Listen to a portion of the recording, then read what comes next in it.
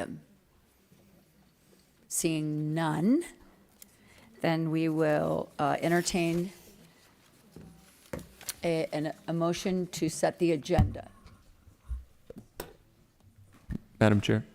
Oh, I'm sorry, excuse me. My apologies. Good morning, Jose Aldi. This is my first time here. I'm not sure if I'm here for but I want to talk on economic opportunities in Miami-Dade County for the residents of Hialeah. So would this be appropriate time, or do I come back? I did sign up the card. Is this is your card, Jose? Jose Aldi. Yes. This, I believe you filled out a public hearing card. I don't know if do you know the item number that you are speaking on? I want to speak in general about the grants that are awarded, how they impact communities like Hialeah for the economic opportunities. Okay. Do I come back? No, you may. You have 2 minutes. Thank you so much. Thank you. Jose Aldi, 788 Southeast Park Drive. I'm here. I've had a lot of experience with the cultural affairs, how they award grants, and your department awards $200 million, and Hialeah only received $50,000 of that. And something that I stress to the cultural affairs department: whenever you provide a grant, you are providing economic opportunities. The companies that are getting $1 million grants, $200,000 grants, they're very well funded, very developed, and it's not fair for like low-income communities. I want to leave this for public record that we pay 28% of our taxes go to Miami-Dade County, and we're 98% Spanish speaking. Unfortunately, a lot of them, our residents don't know the system. But I ask for the Cultural Affairs Board or even the grants that you award for projects, that they include putting systems for communities that are disenfranchised, communities that are marginalized, low income. There's different words for that they have to make an extra effort. I want to use, for example, I'm a retired employee with the Parks and Recreation Department for Hialeah. When they built the underline, my friends that are working for Miami-Dade County, they only wanted a bicycle trail, but it was when related groups, Squire, they got involved and they wanted the economic impact. But unfortunately, when I would speak, I was not heard because I'm not going to be, they hear me when you have related, these big companies. But the underline went from downtown all the way south, ignored Alapata, ignored Hialeah, even though we have a lot of green space. So something that I hope you commission, you get more involved. A lot of times we talk about equality, everybody could apply, but equity is like, there's no equity in the way you award your grants for cultural affairs. I hope you look into that. And sometimes it's not done on purpose, but when you make someone aware of it, I hope you really look into it and make it equitable where, communities like Hialeah, we have the highest percentage of Cubans, and we're rich in cultural affairs, but we don't have the know-how. I hope you look out for us. Thank you. Thank you so much, Jose. So seeing no further public input, we're ready to set the agenda, correct, Attorney? Yes, Madam Chair. The matters for consideration at today's meeting are those on the final printed agenda with the changes noted in the changes memorandum, which include the addition of item 3C and 3D. And with that, a motion to set the agenda is in order. Thank you. I have a motion by Commissioner Cohen-Higgins, seconded by Commissioner Gonzalez. All in favor say aye. Aye. Okay, so are there any matters, just so that everyone knows, I'm going to take up the discussion items at the end of the meeting. So we're going to move towards the public hearing item 1G1. Would it be appropriate to move to public hearing item 1G1 now? Yes, Madam Chair. Item 1G1 is an ordinance related to the rules of procedure of the Board of County Commissioners, amending Section 2-1 of the Code of Miami-Dade County, Florida, revising requirements relating to notification provided by the county mayor or county mayor's designee to all applicable district commissioners of certain matters that originate with the administration, providing severability, inclusion in the code, and an effective date. Perfect. So public hearing is now open if anyone wishes to speak on item 1G1. Seeing none, so the public hearing is now closed. Do I have a motion on 1G1 and any discussion? Move it. So I have a motion by Commissioner Cohen-Higgins, seconded by Commissioner Gonzalez. Madam Clerk, will you please call the roll? Commissioner Cohen-Higgins? 4. Commissioner Gonzalez? 4. Chairwoman Lopez? Yes. Motion passes unanimously. Thank you. So colleagues, now would you like to bifurcate any of the items on the agenda for discussion? So do I have a motion to approve the agenda? I'll move to Balance. redo the agenda.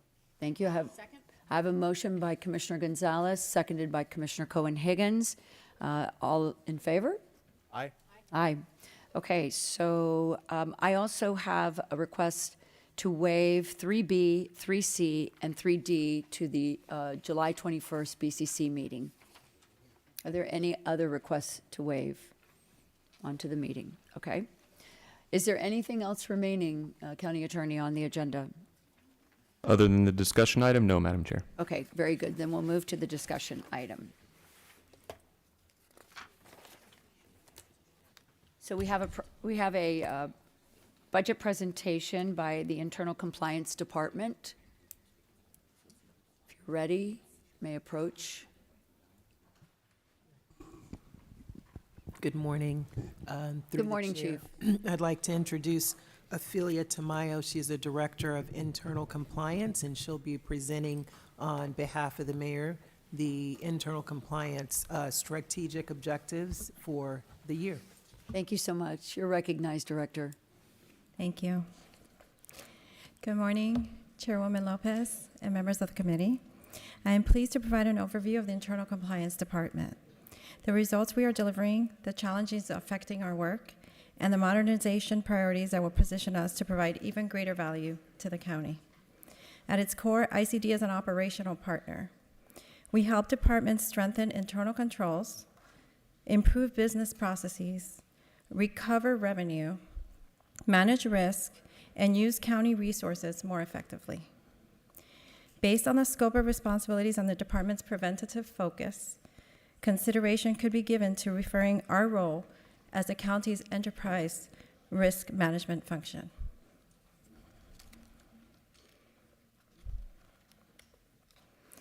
Our mission is to support county administration and ultimately county residents by improving operational performance and strengthening accountability across the organization.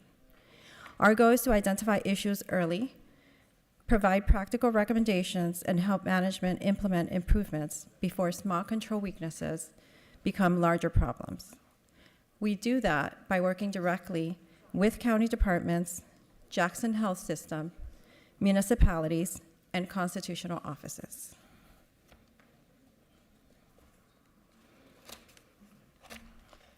ICD brings together several functions that reinforce one another to protect county resources by managing risk, strengthening controls, and ensuring accountability. Credit and collections recovers delinquent receivables and helps protect revenue needed to support county services. Risk management addresses claims, insurance, loss prevention, and the mitigation of property, liability, and personnel risks. The Purchasing Card Compliance Division promotes secure and efficient card use while monitoring transactions for compliance. The Process and Control Management Team conducts targeted reviews of operations, contracts, revenues, and internal controls. These reviews are intended not only to identify deficiencies, but also to improve processes. These divisions collectively strengthen the county's integrity and operational resilience by preventing loss, managing risk, ensuring compliance, protecting revenue, and driving continuous improvement. While ICD was currently supporting the county's enterprise resource planning system, that responsibility is scheduled to be managed by the Clerk of the Court and Comptroller as of August 3rd, 2026. Our recent accomplishments demonstrate the value of this integrated approach. Debt collections have increased by 11%, not just a reflection of stronger collection activity, but also effectuating compliance where applicable. Process and Control Management completed 52 review reports in the prior year, identifying preventive control improvements, while also identifying about $402,000 in assessments and approximately $613,000 recovered from currently and previously issued reports. Within purchasing card compliance, process improvements reduced monitoring turnaround time, improving responsiveness, and making the process more seamless for cardholders and departments. We are also beginning to incorporate artificial intelligence into selected collection and review activities. Our goal is not to replace professional judgment. It is to automate repetitive work, analyze larger amounts of information, and allow employees to focus on higher value activities. At the same time, several issues can limit our ability to sustain and expand these results. The first is a legacy code enforcement system. Its age limits automation, system integration, analytics, and reporting. The second issue is workforce capacity. Recruitment, retention, and retirements, the 3 Rs, affect our ability to maintain service levels and respond to growing demands. Risk management is also a major priority. The county faces a wide range of exposures, including employee injuries, vehicle accidents, property losses, liability claims, severe weather, and operational disruptions. A more coordinated and data-driven risk management approach can help reduce both the frequency and the financial impact of these events. Finally, ICD must continuously manage competing priorities. Our challenge is to remain responsive while keeping attention on the county's highest risk and highest valued needs. Our first priority is replacing the legacy code enforcement system. This should be viewed as a business process modernization effort, not simply an information technology replacement. A modern platform can improve case management, collections, reporting, data quality, and accountability. Our second priority is expanding the responsible use of artificial intelligence in collections and process reviews. Potential applications include prioritizing accounts, analyzing documents, identifying anomalies, evaluating trends, and responding to routine customer questions. Our third priority is strengthening enterprise risk management processes and controls. We want to move from reacting to claims after losses occur toward identifying recurring causes and helping departments prevent future losses. These initiatives are connected. Better systems produce better data. Better data supports better analysis, and better analysis allows us to direct resources toward the areas where they can produce the greater benefit. Looking ahead, our modernization strategy is centered on 3 outcomes. First, we will strengthen internal controls and enterprise risk management through risk-based planning, workforce development, and stronger follow-up corrective actions. Second, we will modernize collections by expanding digital tools, improving customer outreach, and giving collectors better information to prioritize accounts. Third, we will continue optimizing the purchasing card program through dashboards, analytics, and more timely reporting. The broader objective is a coordinated modernization effort across the department rather than a series of isolated projects. In closing, ultimately, ICD's value should be measured by outcomes: revenue collected or recovered, increased compliance, losses prevented, processes improved, internal controls strengthened, and risks addressed before they become larger problems. We appreciate the committee's support as we continue strengthening ICD roles as a high-impact operational partner to the county administration and departments, and ultimately, county residents. Thank you. Thank you, Director. Are there any questions of the Director on her presentation? Commissioner Cohen-Higgins, you're recognized. Thank you, Madam Chair. To our director, I appreciate the presentation on the slides. I'm looking through my papers here. Do you have a printout of that presentation for us so that we may have a copy on the dais?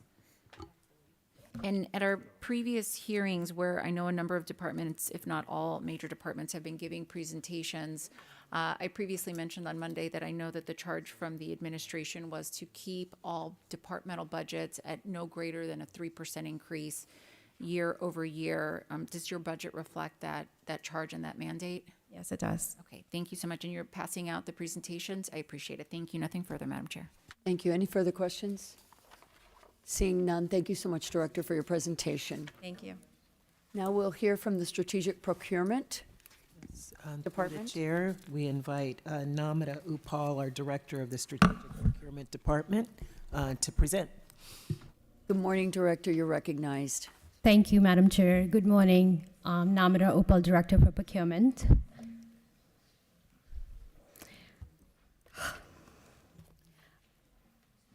What I'm presenting today is a reflection of values and the principles that the board has always focused on.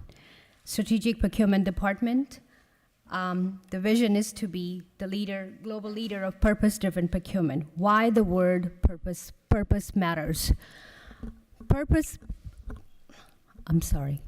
word is a reflection of the values that the board has adopted. Being transparent, being fair, being inclusive. It's not a matter of just getting a contract done and getting approved. It has value. It delivers value to the residents. It delivers value to the departments. The contracts enable departments to reach out to the customers and deliver service. And the board has always proffered on going above and beyond. Make sure the processes are transparent. Make sure we are responsive to the constituents. Making sure we are resilient and adaptive to the evolving needs of the environment. We are ethical in our business practices. We are efficient. We train our people. We train our vendors. We are inclusive. And just yesterday we heard community benefits. So that is the whole purpose. The word purpose includes all of these values in our contracts. That is the goal. That is our vision. And that's what we strive for. The major functions for my department, for Strategic Procurement Department, of course, we bring you the contracts for goods and services, architecture and engineering services, design build, public-private partnership. Last year, the board approved the merger of small business services with procurement. With that, we have all of the certification programs, miscellaneous construction contracts program, equitable distribution program. My team also manages the vendor registration throughout the county for all county vendors. We do run 2 academies, Procurement Academy for training programs for county staff. There are procurement professionals in all county departments. As a matter of fact, there are a lot of jurisdictions, cities and counties who have taken advantage of our procurement training. We're also partnering with some international countries who are relying on us for training programs too.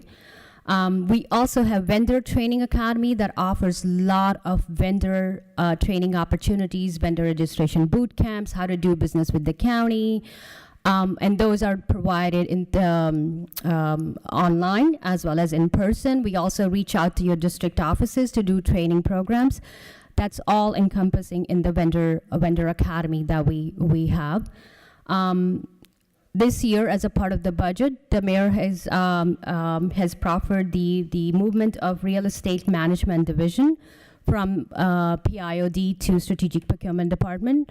And with that, the acquisition and sale of properties, any development agreements, and leases will fall under the Strategic Procurement Department. Our main customers, key customers are obviously the first customers are the county residents that we provide service to, vendor community, county departments, constitutional offices, and municipalities. There are a lot of municipalities who piggyback on our contracts, and they also use our training programs that we offer. Just very high-level key accomplishments.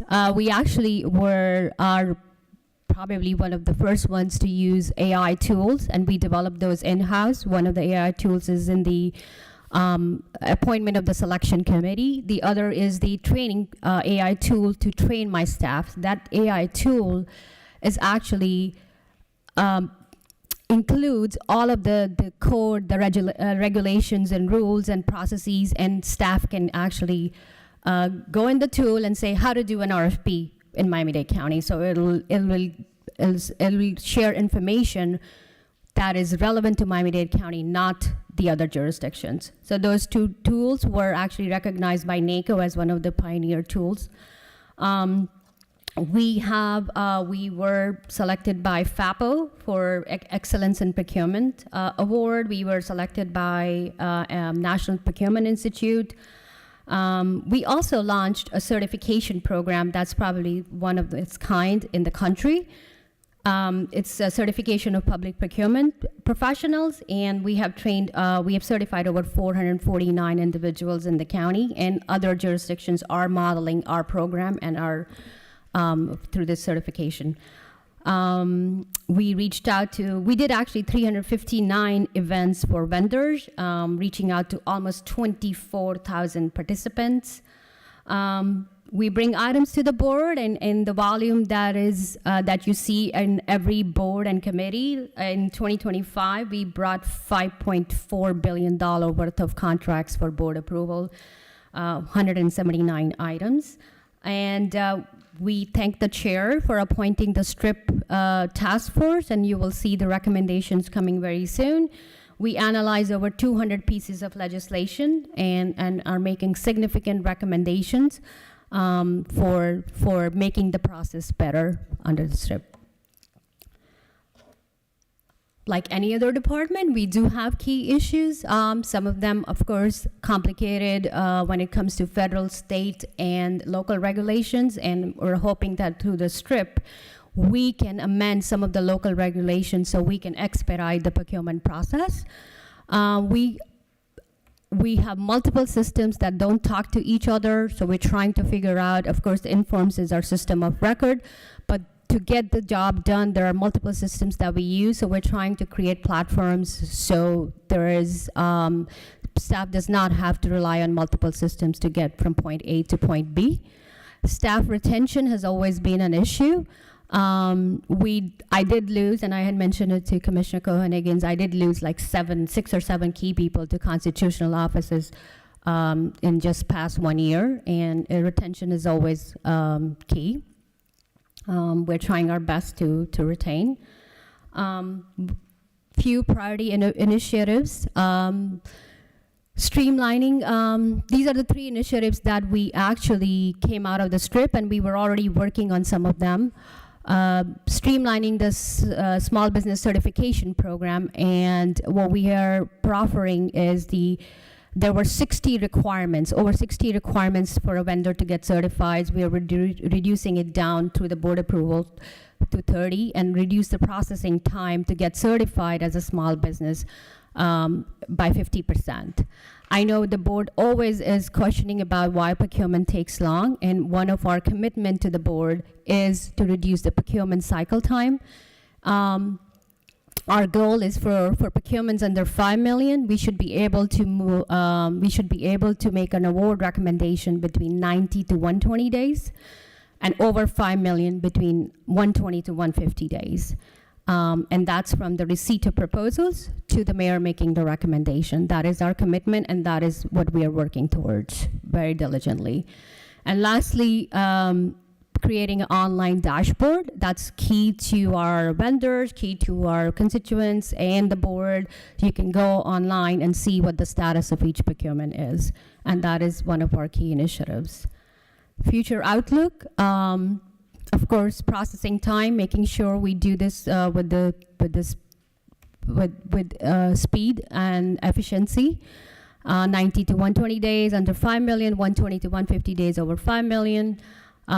We did launch a comprehensive small and local business plan, so ensuring that taxpayer dollars remain within the local economy. That's key. And also, the last one is the coming up with one single bidding system for capital projects. And those are the few key priorities that we hope to accomplish very soon. I'm here for questions, and Commissioner Cohen-Higgins, we were consistent with every department. We're asked for 3%, and budget will reflect that. Thank you. Thank you, Director. Are there any questions of the Director in our presentation? Commissioner Cohen-Higgins, you're recognized. Thank you, Madam Chair. To the Director, and Namada, this is for you and for the previous Director that gave a presentation. What was it that you were asked to present to us today? A budget presentation? I'm not being facetious, I'm not being sarcastic. Was the request a budget presentation? That's my understanding of what was to be presented, was a budget presentation. Or am I wrong? Maybe I'm wrong. Chief, Through the you're chair. recognized. The staff was all asked to prepare summaries of the drivers for their budget, the accomplishments for the year, and so that you all would have clarity on the assumptions that went into how they prioritized their work for the upcoming year. At 2, I think, or 2:30 today, the mayor will actually be presenting her proposed budget. So I appreciate that, but here's the reason I'm asking, because we've just had two, but I mean, on our agenda, it says discussion item regarding the proposed fiscal year 26-27 budget presentations, and then it lists the departments. We've just had two presentations devoid of any numbers whatsoever. There's not a number that has been presented. We're talking about accomplishments, but we're not talking about numbers in a budget presentation. So I'm just not sure that I'm understanding whether or not the presentations meet the request that has been made. And I understand that the budget will be printed at 2:30 today and that there are things that will be, you know, appropriately revealed at that time. But for example, in transportation, at the hearing that they had yesterday, the department head came in and said, our annual budget is $2 billion. She started there appropriately because it is a budget presentation. I haven't heard a number from either department on what is their budget. Through the chair, I'm not sure, Ophelia or Namit, if you're prepared to give your total numbers, your expense proposed or for the current year. So they can respond to that.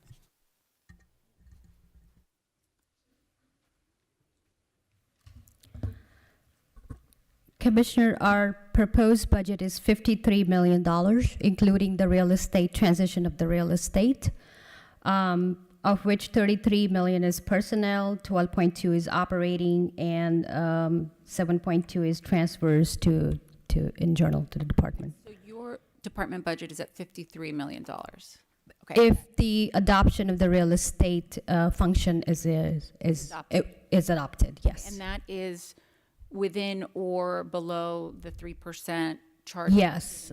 From last year to this year?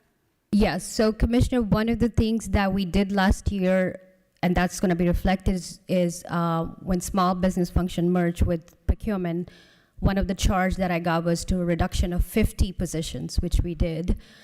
Plus, this year, if the real estate function approves, there's 3%, and then also the some position eliminations that we have contemplated. Okay, and thank you for that. And if the director on the ICD department can approach and share, again, I'm not trying to get into any details before the actual budget is printed, but I think macro numbers are appropriate during a budget presentation. So ICD, if you don't mind approaching, I have a few questions.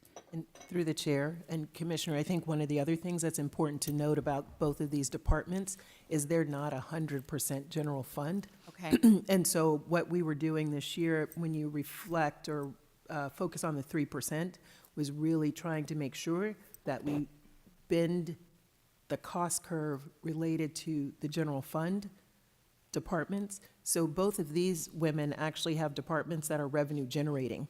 So we are very intentional about making sure we protect the investment in the parts of the organization that generate revenue that help support the general fund. Sure, I understand that. Thank you for clarifying. Thank you. Welcome back. What is your budget? So my budget won't technically change drastically because the enterprise resource team, which is comprised of 2 different divisions, is going to be transferred.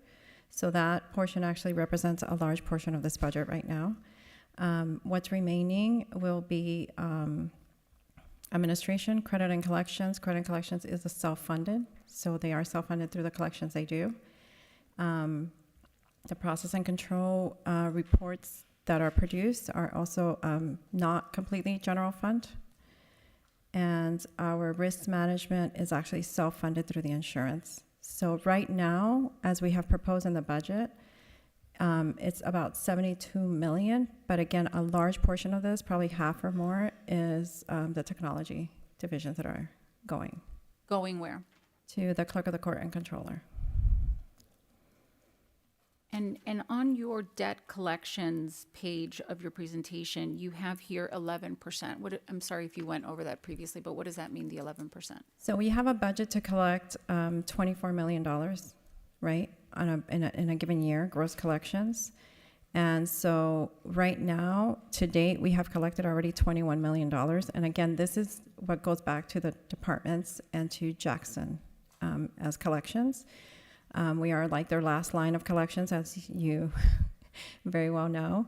And so our team has been above and beyond in making these collections quicker than budgeted. So that's why we're over our budget number in collections, which is actually a good thing. So I'm sorry, and I appreciate the explanation, but I still don't understand. What does the 11% represent?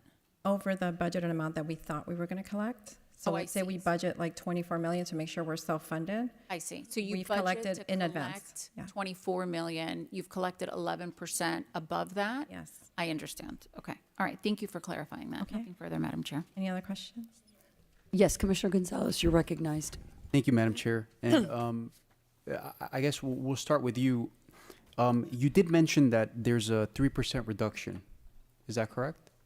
We maintained no more increase than 3%, yes. Can you explain what the 3% reduction is attributed to? Yeah. We looked at, Ophelia, let me just, through the chair, Commissioner, I want to make sure you understand the 3% number that keeps floating around. The departments were asked to reduce Right. by, it's almost 5%, Oh. because the natural inflation was between 8 and 9%. We asked them to reduce so that the growth in their department was no more than 3. So if we remember, the growth the county experienced was only 4.2. So we couldn't afford to maintain, if you recall, the proposed 7% growth rate. So each of the general fund departments was asked to see if they could reduce their growth rate down to 3%. Right. So That was the assignment. it's 7%. So it would be 4%. So what is that 4% that you're not counting on? What specifically is the department cutting to avoid that excessive 4% growth? great question.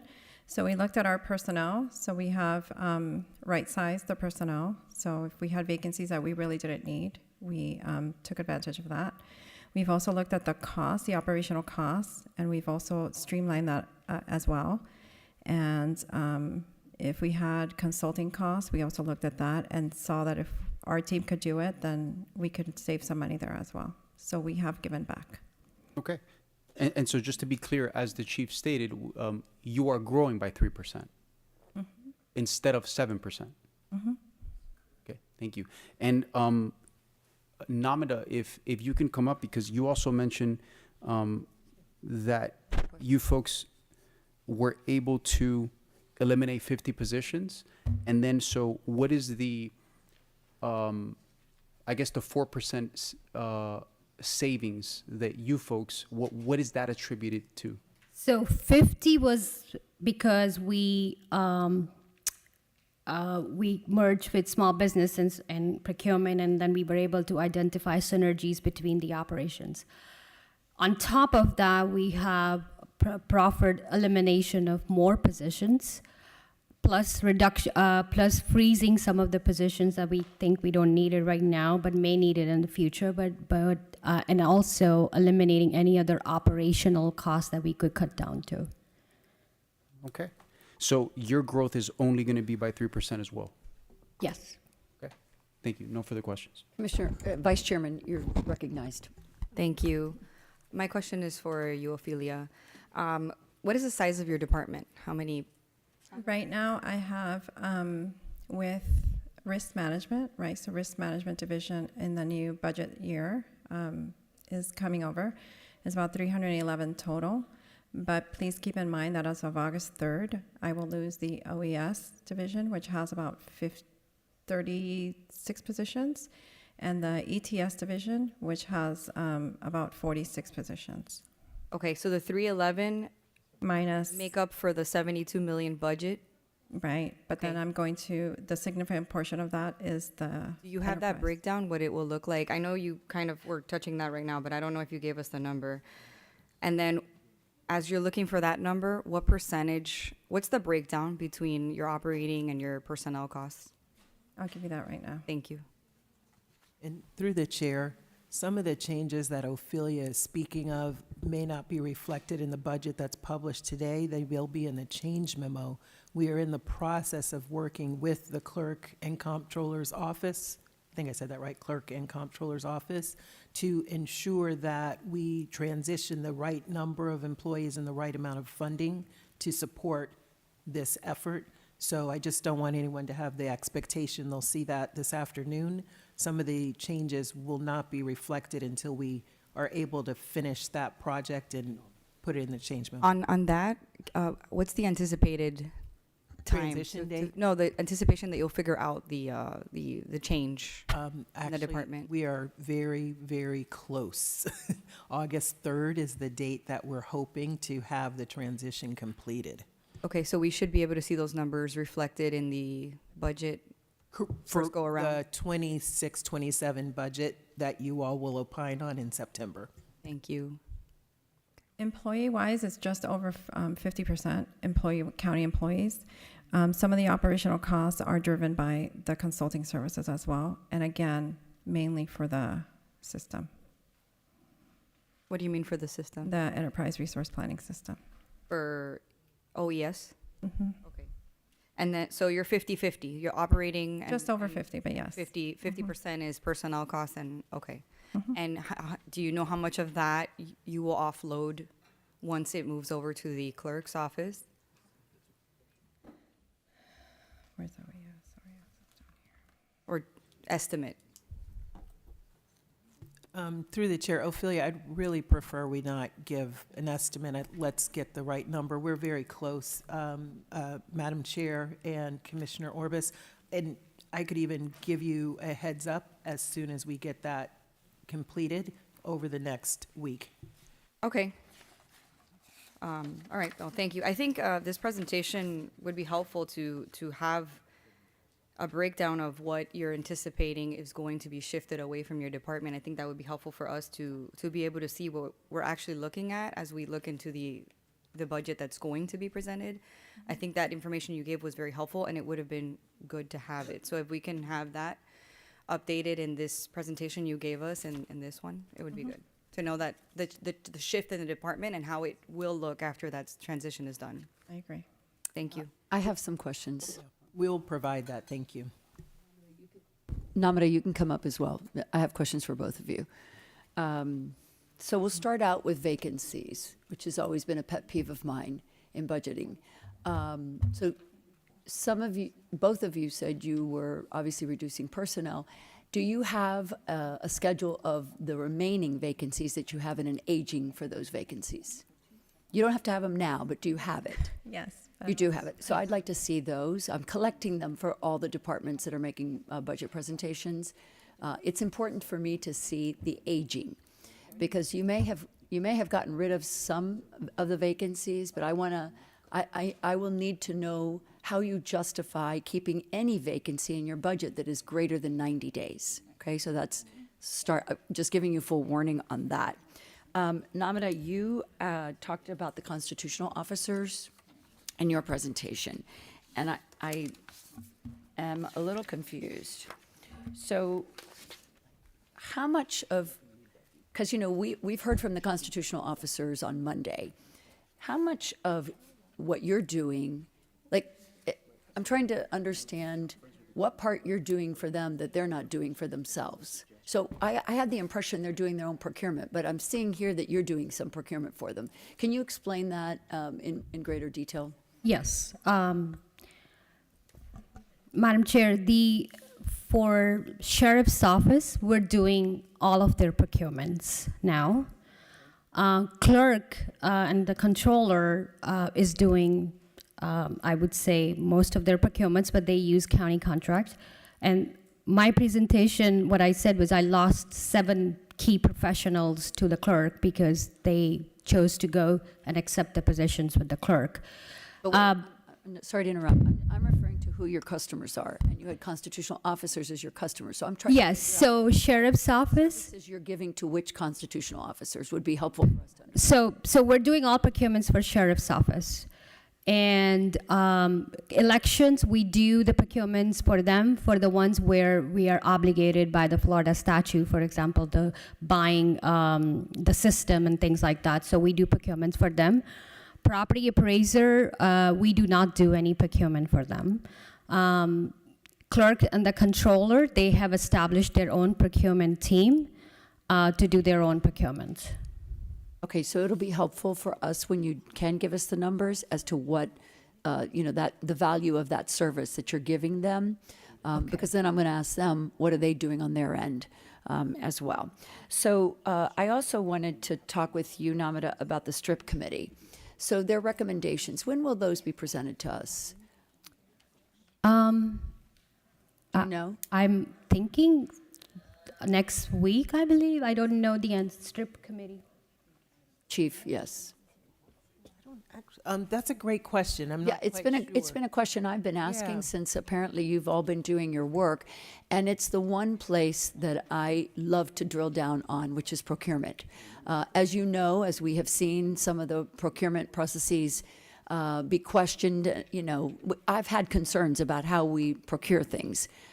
So it's important for me to understand the work of the STRIP committee, its recommendations, and whether or not there were any savings as a result of their recommendations. Because I'm hopeful that not only were we increasing efficiency by having created a STRIP committee of people who, have used the system and can tell us, their experiences and then come forth with recommendations that would make the system more efficient. I'm interested also, did they identify any savings in their efficiency studies that they were doing with procurement? Do you know, since you were there? I don't know if they were able to quantify, but we did identify, through the strip, we did identify the savings and the number of days and moving things faster. How do you equate that to dollar savings? I don't think that was the exercise the strip committee did. Okay. But definitely the time savings were significant that you'll see. So hopefully someone will be able to tell me when I'm going to see those recommendations. That's one question. The other, you mentioned, Namita, that, when you were evaluating systems, you mentioned that many don't speak to each other, right? I'd like a listing. I was a member of the House's IT committee when we did this work, and I thought it was a very useful exercise to understand where are the deficits in our IT systems or in any system that doesn't speak to each other. So Absolutely. I'd like a list of all of the systems that are not speaking to each other. And if they are speaking to a system, which ones? I think it'll be very helpful for this committee to try to understand whether or not, because I see a lot of items that come before us that have to do with extending contracts or the legacy, I love that word, the legacy systems. I don't know that that's the best use of our funds, nor whether it's efficient in trying to achieve the outcomes, which obviously we are purchasing systems for. So I'd like to see an analysis by department, which systems, when they were bought, when they were replaced, if they had to be replaced by something else because it didn't work, and those systems that are not speaking to each other, creating much greater inefficiencies within government. Commissioner, may I ask sure. a clarification? Sure. So you wanted the list of the systems that procurement team Yes. uses, or Yes. Okay.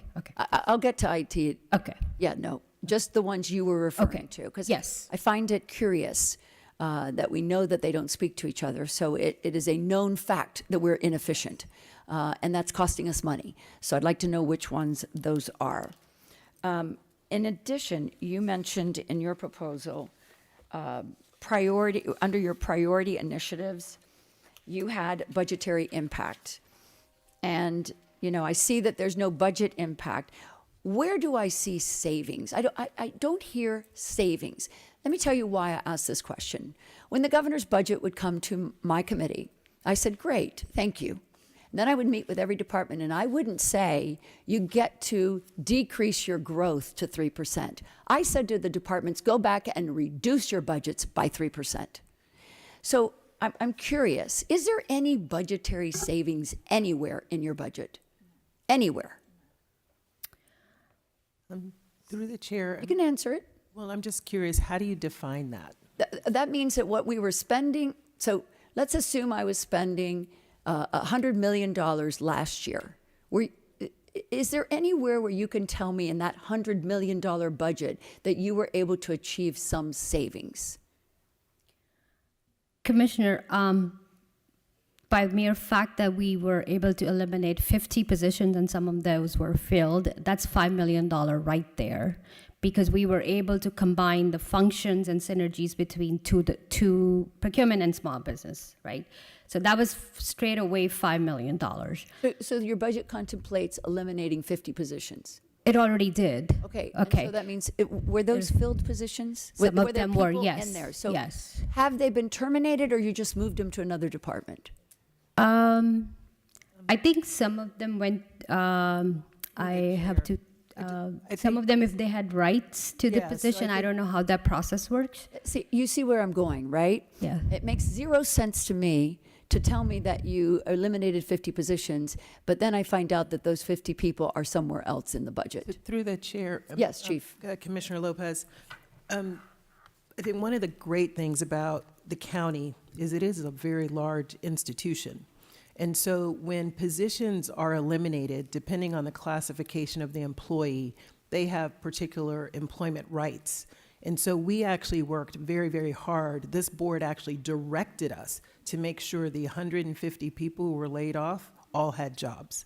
So what we did is the positions that were eliminated, we worked, and I love to give credit to Virginia Washington, our head of people, who personally tried to make sure that every human being found a position that they were qualified for so that they did not necessarily have to leave the county.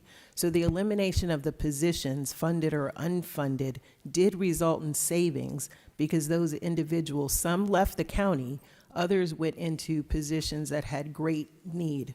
One of our great stories that the mayor loves to tell is about those who worked in parks as lifeguards and were able to get vacant positions in the fire department as lifeguards that were really difficult to fill. So Namita, Ophelia, any one of the departments that's had vacancies that had to be eliminated or positions that were filled that had to be eliminated, we actually take pride in trying to make sure that the individuals, the humans, are not displaced to the extent that's possible. So it I doesn't appreciate- undermine the savings. No, I appreciate that very much. However, you know me, truth in budgeting. You're going to hear me say this until we're done.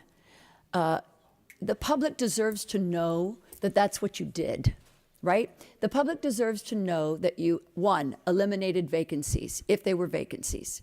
Two, if you had to terminate people, how many left the county and how many did you place in another position within the county? Because in fact, I don't know that that's called a savings.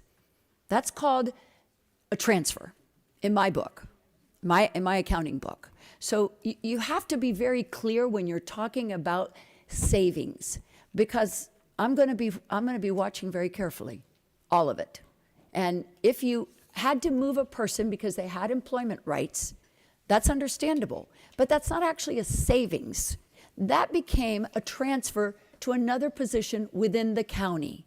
And that is what I am trying to get at, that we have to be honest about what we're doing. It's okay, but to stand there and tell me that, we got rid of 50 positions is not true.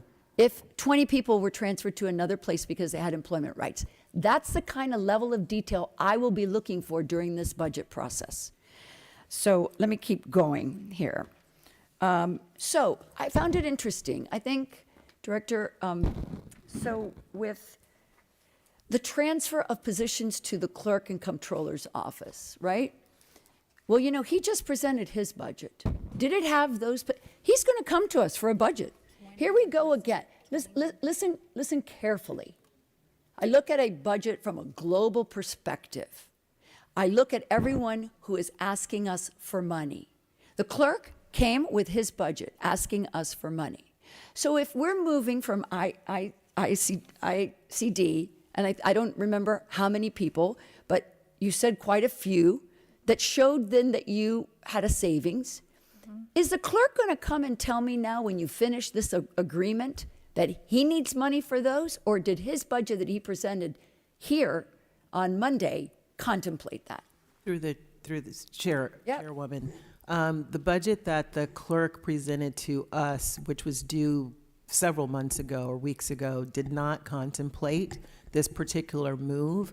So it will be for all intents and purposes, you look at the general fund, it will be a transition of people and money from one area to another area. So it's not a a savings. savings, no. It's not a savings. That particular element is not a savings. So when you present your budget, that's exactly what I wanted to hear. I should not have to ask this question, is what I'm saying. You should be very clear. We're moving people to the clerk, and the clerk's going to need that very money that was in my budget is now going to his budget. So again, it's not a savings. You see where I'm going? This is why the public, listen, I'm distressed that we are not transparent with every one of these details, because that's what the public is requiring and they deserve. And certainly my colleagues and myself need to, in order to make a decision, in order to go out there and tell the public what's happening here, I am only getting the information because I'm asking the right questions. And I should not have to do that. It should be totally transparent to this committee and to the full board when we make those decisions. And to the points that my colleagues have made here today, yes, the budget will be rolled out this afternoon, and we're grateful for that. But actually, none of these presentations are what this committee needed. Not at all. It's wonderful. It's wonderful. Your accomplishments, what you hope to do. But you know what? Without dollars attached to each one of these assumptions, it is difficult for me to say, wow, I know what's going on. I don't, and I don't think my colleagues do either, as you've heard today.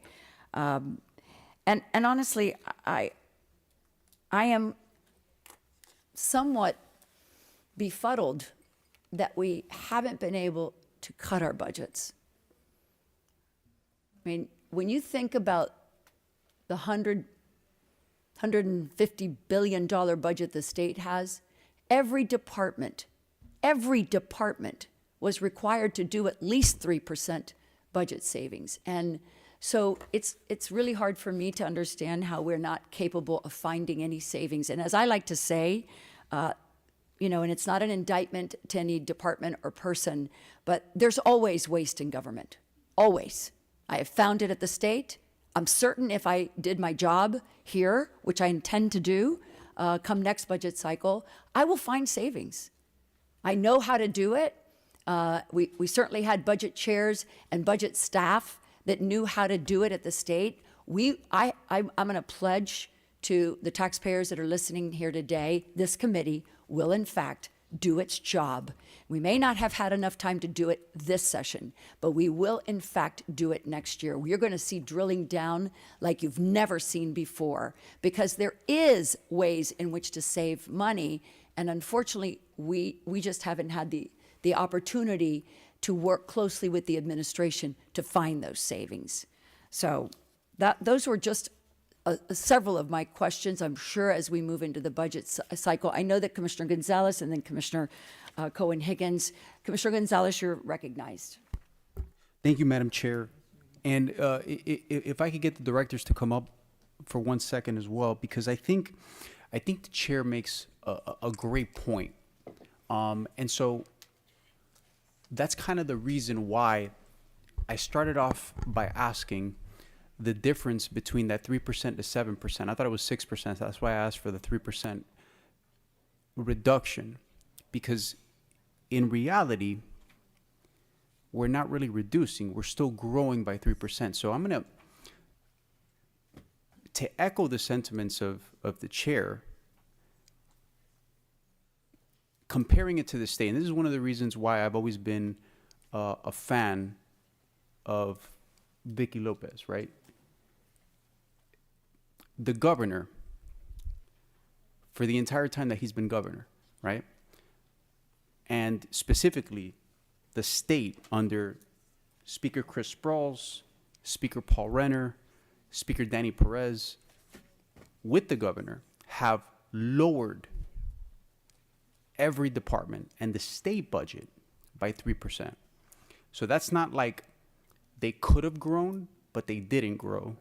It's more like they did it at a cheaper rate. So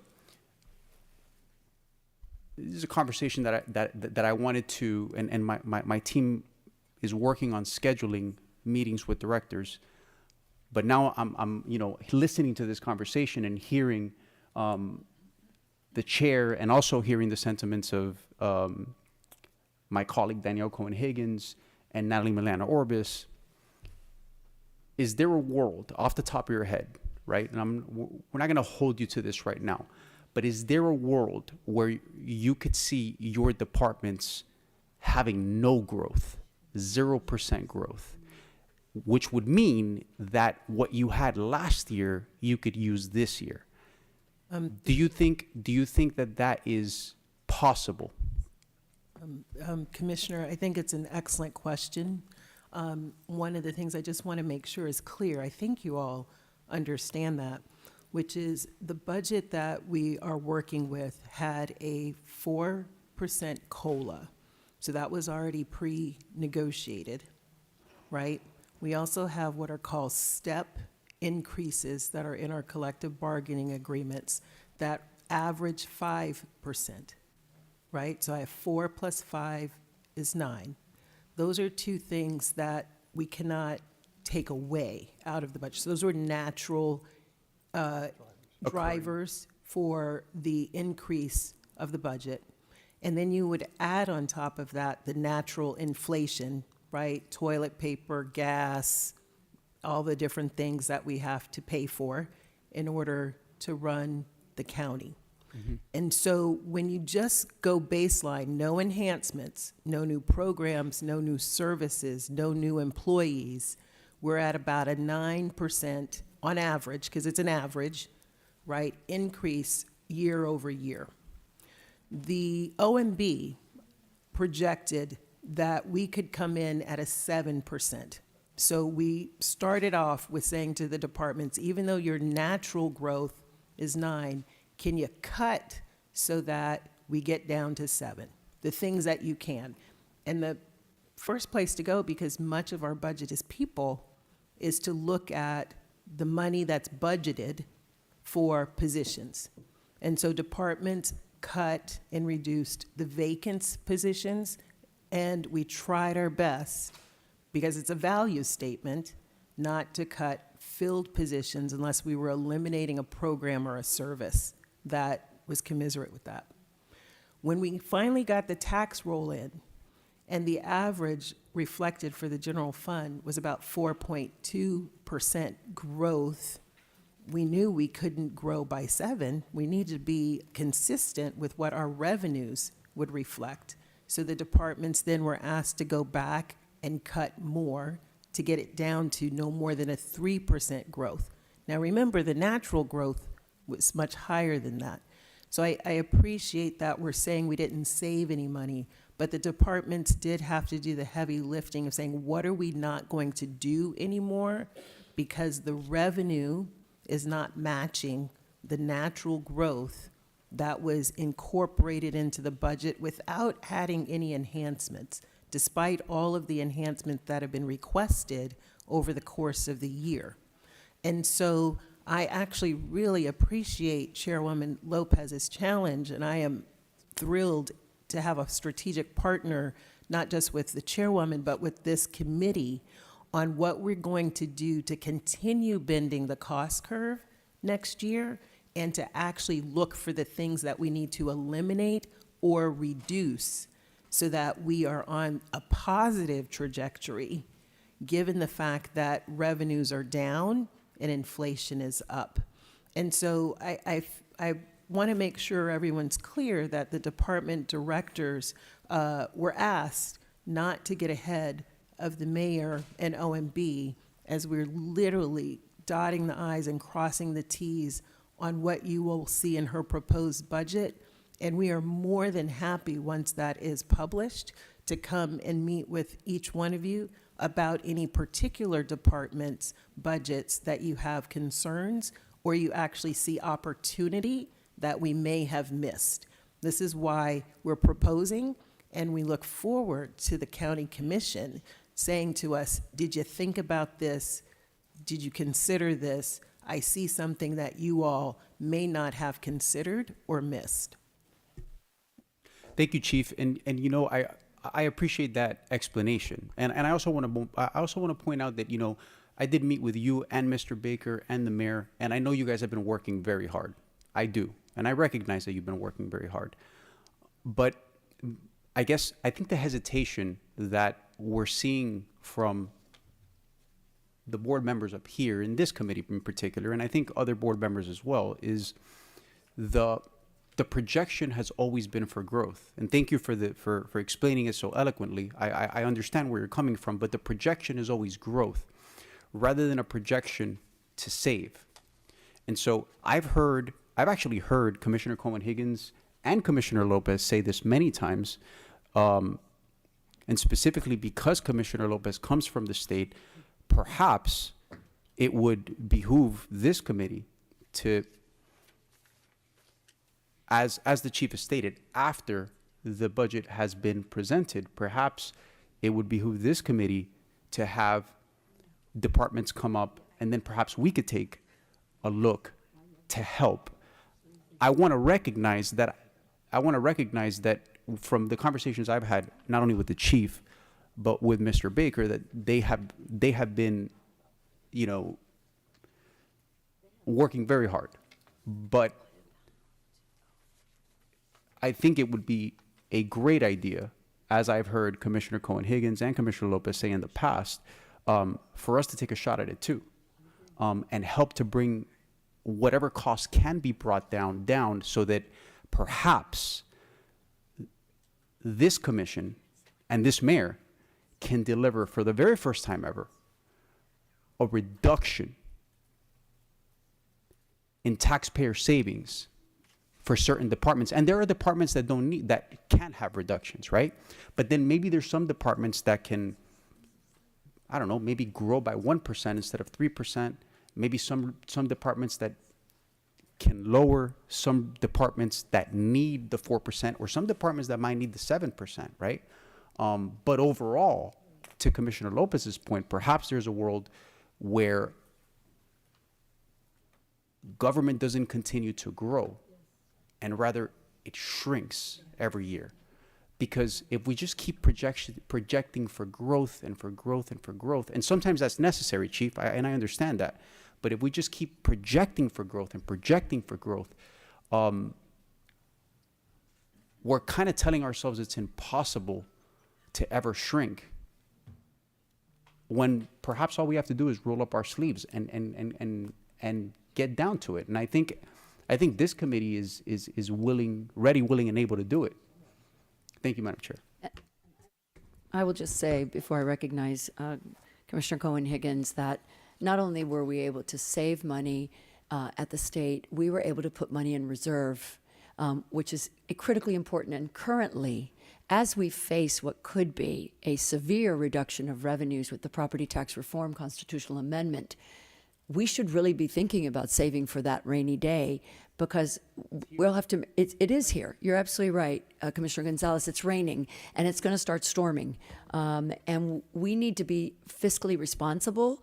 And, you know, I know that I think I speak for all of the members of this committee. We are ready and willing to roll up our sleeves and do the work as soon as the budget has been published. Commissioner Cohen-Higgins, you're recognized.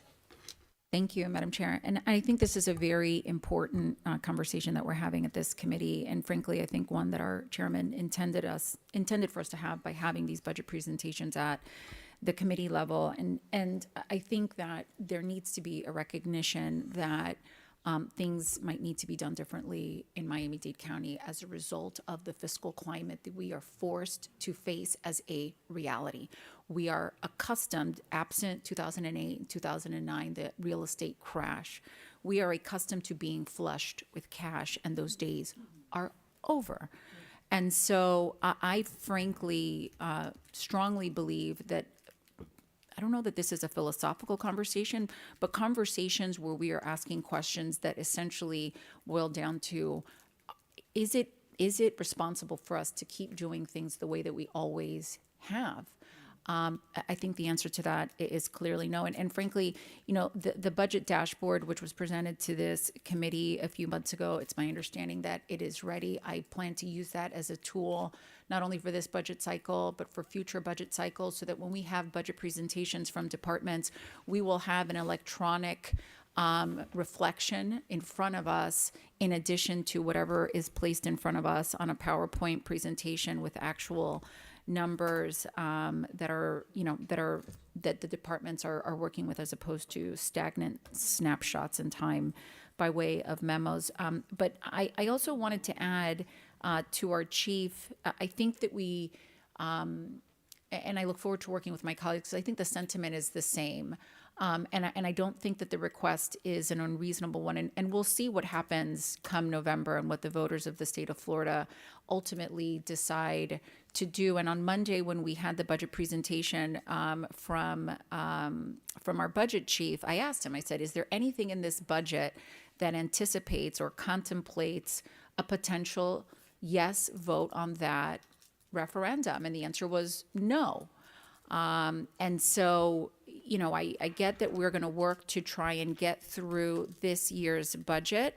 My concern is beyond. My concern is, right, as my colleagues have said, are we planning for a rainy day that we believe is likely to come that's just a few months down the road? And the answer is no. And what does that mean for us financially?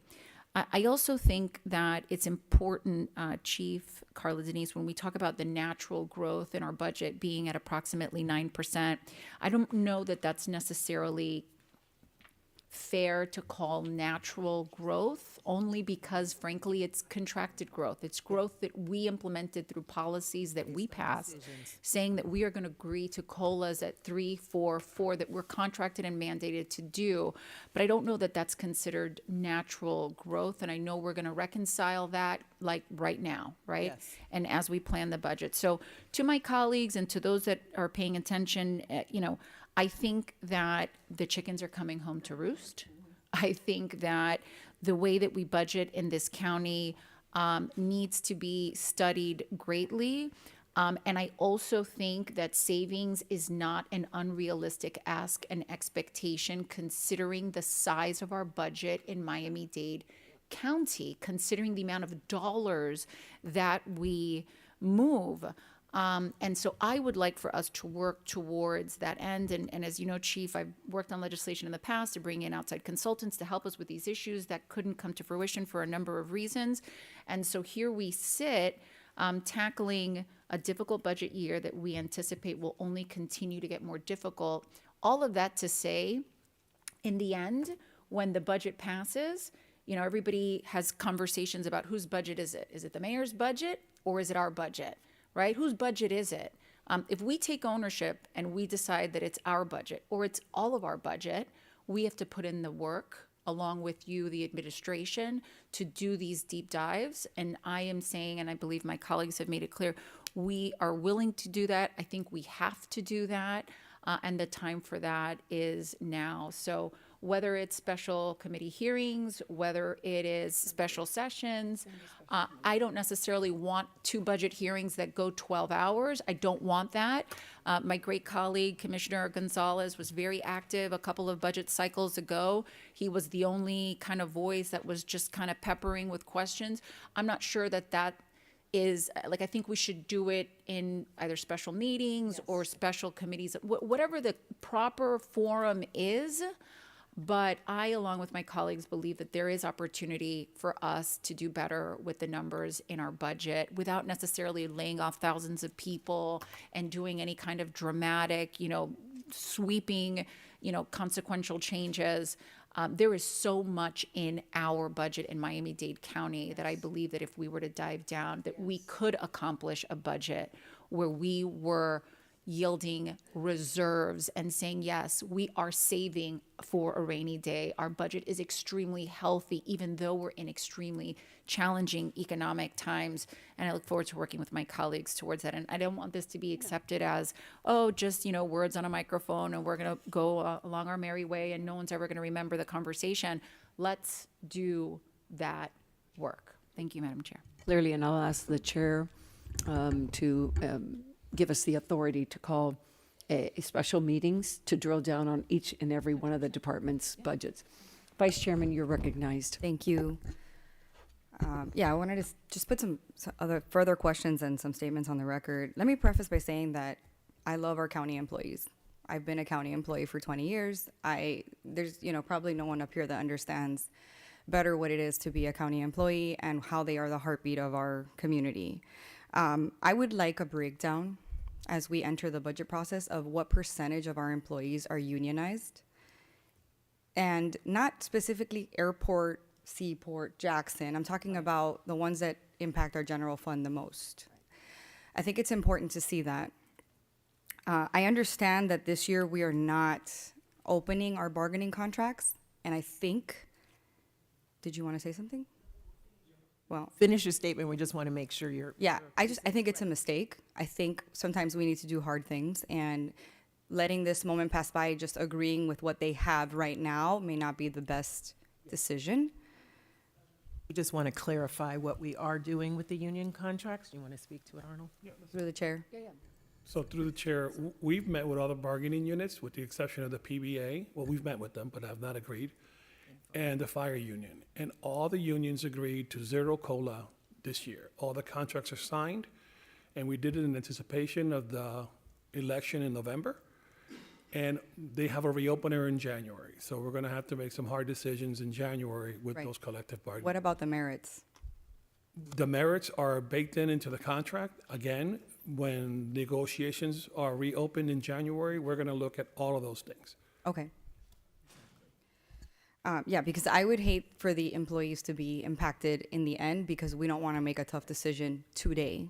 That's what I want to avoid. And I've asked you all in our meetings that we've had prior to this for the budget, specifically about the unions.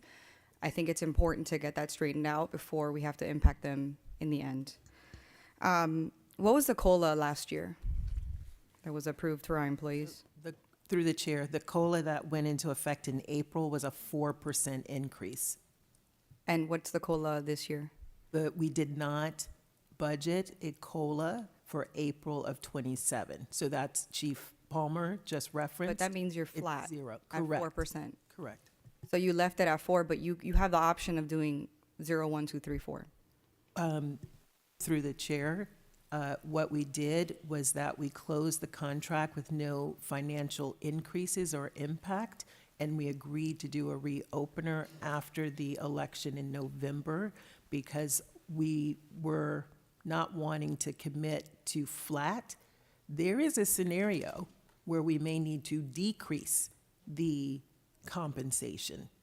So by saying 001, we're committing to something that right now we don't have confidence that we would be able to sustain if the property tax proposal goes into effect. Okay, sorry if I shifted. I mean not the unionized employees, for non-unionized employees. What was the COLA last year? It was 4. And this year, effective were you April. speaking about non-unionized? Yeah, just both. now? We actually apply the same cost of living increase to all employees. Okay, We don't distinguish for non-bargaining versus bargaining. okay. So just like my colleague, Commissioner Cohen-Higgins said, I think we need to look at what natural growth is and contemplate if it's absolutely necessary. I think that was an excellent comment because natural implies there was no control. The commissioner said it very eloquently. Those were decisions that were made 3 years ago. So if I have the math right, we did a 3-3-4. That was put into place 3 years ago, right? So again, that's a policy decision that was made prior to us understanding and appreciating today's circumstance. Okay, thank you. And, you know, I don't want to harp on this. I know we've all said it, but I think we need to contemplate the passage of expanded homestead exemptions. We need to start doing that now. We shouldn't wait until next budget season to plug in those reductions that are more than likely coming our way. It's a reality, and we need to take that into consideration. So, thank you, Madam Chair. Thank you, Vice Chairwoman. Yes, Commissioner Gonzalez, you're recognized. And just to piggyback off of what Commissioner Milian Orbis said, right? Because even if in November, the homestead exemption expansion doesn't happen,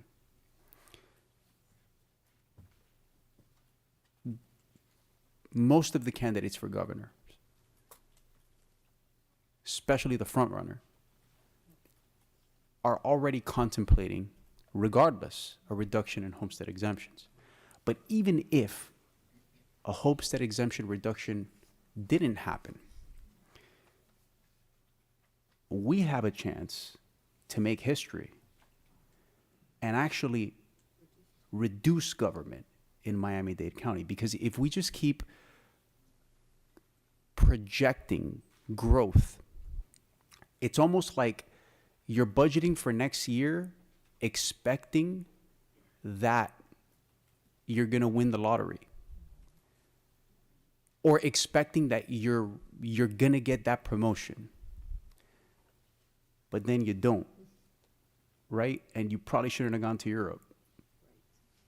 And by the way, I say this not in criticism. I know that you folks have been doing a tremendous job at trying to match the circumstances. But there again is the suggestion, especially with the tone of this committee and of the chair, that we can definitely help.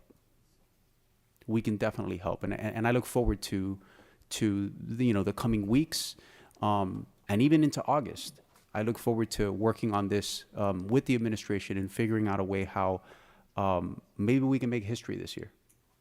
Yes, thank you for that comment, Commissioner Gonzalez. You know, for me, and all of us, we are on the ground talking to our constituents, and they're tightening their belt, and there's absolutely no reason why they should be alone. We should be leading the charge. And I just truly believe it. I'm grateful that we can work with the administration. There should be a very close relationship with us, trying to figure out where could we suggest and recommend other savings. And I think the work of this committee will absolutely help us do just that.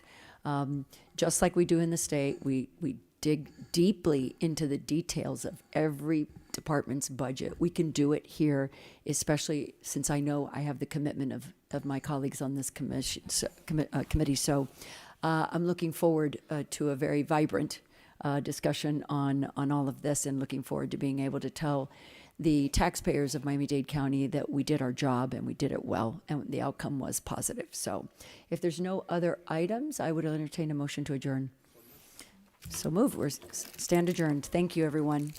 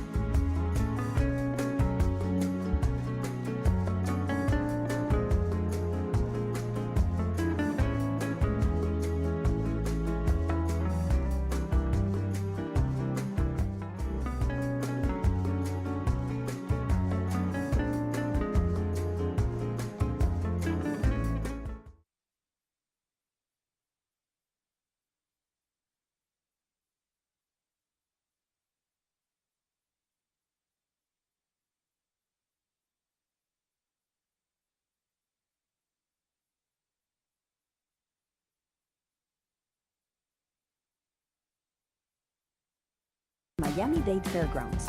¿Y cómo llegas? Es fácil, con un Uber Voucher válido de hasta $15 por trayecto. Entrada gratis y parqueo gratis. Detalles en thechildrenstrust.org/Family Expo. Aplican términos y condiciones del Uber Voucher. If you haven't been to a park lately, it's time to rediscover parks. Rediscover adventure. Rediscover nature. Rediscover outdoor sports and fitness. It's time to rediscover all the fun and diverse activities Miami-Dade parks have to offer. Learn how you can live a park life by visiting miamidade.gov/parks.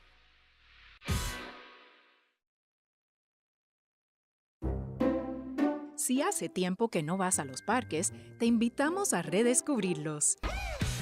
Redescubre la aventura, la naturaleza, los deportes y el ejercicio físico al aire libre. Es hora de redescubrir todas las actividades divertidas que ofrecen los